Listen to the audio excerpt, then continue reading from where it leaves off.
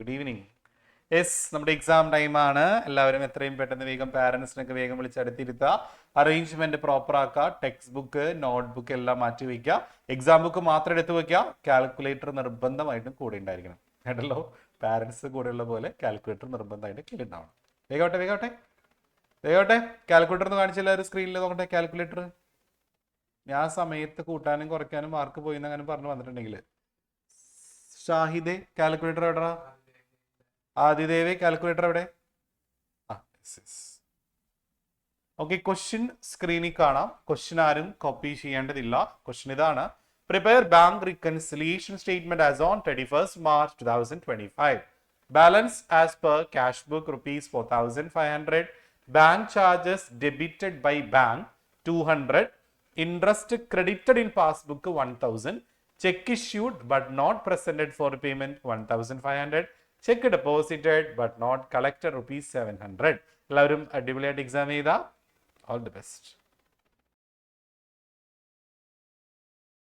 Video on ആയിരിക്കണം, അല്ലെങ്കിൽ 0 mark ആയിരിക്കും. ഇപ്പൊ എത്രയും പെട്ടെന്ന് വേഗം വീഡിയോ ഓൺ ആക്കി എല്ലാവരും.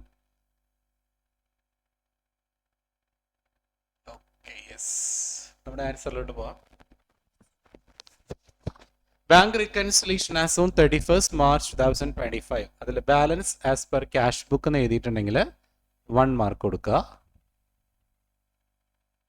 Bank charges debited by bank നമ്മൾ ലെസ് ആണ് ചെയ്യേണ്ടത്. കറക്റ്റ് ആണെങ്കിൽ 1 mark.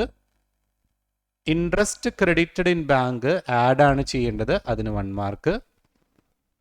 Cheque issued but not presented for payment എന്ന് എഴുതിയിട്ടുണ്ടെങ്കിൽ അത് ആഡിലാണ്. കറക്റ്റ് ആണ്, 2 മാർക്കാണ് കേട്ടോ, അതിന് 2 മാർക്കാണ്. അടുത്ത cheque deposited but not collected, അത് ലെസ്സിലാണ്. കറക്റ്റ് ആണ്, 2 മാർക്ക് കൊടുക്കുക.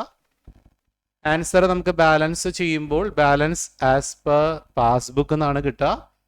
അത് 6,100 ആണ്. കറക്റ്റ് ആണെങ്കിൽ 2 മാർക്സ് കൊടുക്കുക. ടോട്ടലിന് 1 മാർക്ക്. മാർക്ക് കറക്റ്റ് ആയിട്ട് നോക്കുക കേട്ടോ.